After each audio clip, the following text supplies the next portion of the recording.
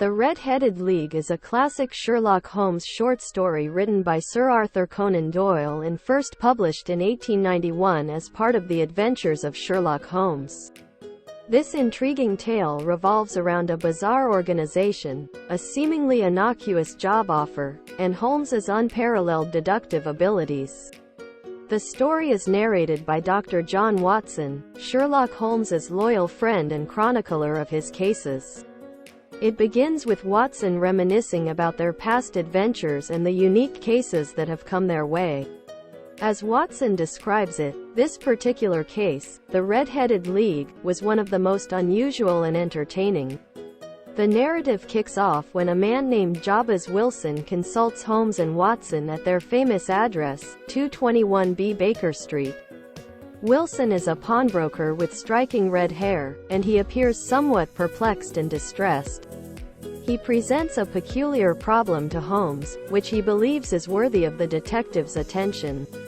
Wilson explains that he had recently been employed by a mysterious organization called the Red-Headed League.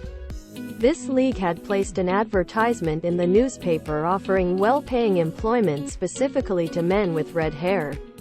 Being a red-headed man himself, Wilson had responded to the advertisement and had been accepted into the league. The terms of employment were seemingly straightforward. Wilson's job was to report to a particular office in the city each day and copy entries from the Encyclopaedia Britannica. For this work, he was paid £4 a week, a substantial sum at the time. However, the League's activities quickly took a bizarre turn. Just as suddenly as it had appeared, the League was disbanded, and the office where Wilson had worked was closed. Wilson was left without employment and sought Holmes's help in understanding the mystery behind the League's actions. Holmes, always intrigued by the unusual and the inexplicable, agrees to take on the case.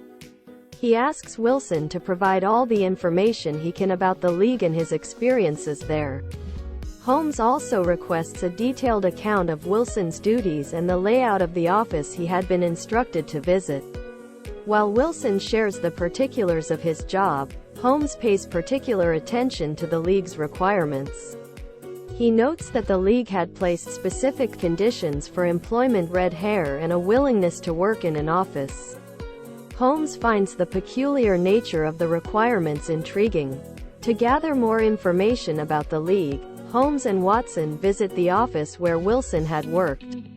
They find that the office is now vacant and that the landlord is unaware of the League's activities. The mystery deepens as there is no apparent reason for the League's existence or its sudden disappearance. Holmes deduces that there must be more to this case than meets the eye. He suggests to Wilson that they wait and see if anything unusual occurs in the coming days. Holmes's keen observation skills lead him to believe that there is a hidden motive behind the League's actions. Sure enough, a breakthrough occurs when Wilson informs Holmes that he has been asked to return to the League's office for his work.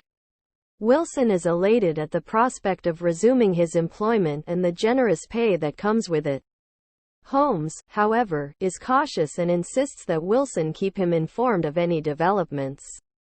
As expected, Wilson returns to the League's office and begins his work of copying entries from the encyclopedia. Holmes and Watson decide to follow Wilson discreetly to uncover the truth behind the League. Their surveillance leads them to a surprising discovery. The League's office is located next to a bank, and a careful examination of the bank's basement reveals a tunnel connecting the two buildings. Holmes deduces that the League's activities are a ruse to keep Wilson occupied and away from his pawnbroking business while the criminals dig a tunnel into the bank's vault. With this critical piece of information, Holmes and Watson hatch a plan to thwart the criminals. They inform the police of the situation and arrange for a stakeout at the bank. As expected, the criminals, including a man with striking red hair named John Clay, attempt to break into the bank's vault through the tunnel. The police, led by Inspector Jones, apprehend the criminals as they emerge from the tunnel, foiling their robbery attempt. John Clay is arrested, and the case is resolved successfully. Holmes explains to Watson the significance of the red hair requirement. The criminals had intentionally recruited men with red hair, knowing that it is a rare trait, to ensure that only a limited number of individuals would be eligible for employment. This allowed them to control who would be in close proximity to the bank and prevent any potential interference. The Red-Headed League concludes with the capture of the criminals and the prevention of a bank heist. Holmes's brilliant deductive reasoning and keen observation skills once again triumph over deception and criminal cunning. The story highlights several key elements of the Sherlock Holmes series: his meticulous attention to detail, and his commitment to solving even the most perplexing cases. The Red-Headed League is a prime example of Arthur Conan Doyle's skill in crafting intricate mysteries and the enduring appeal of the world's greatest detective, Sherlock Holmes.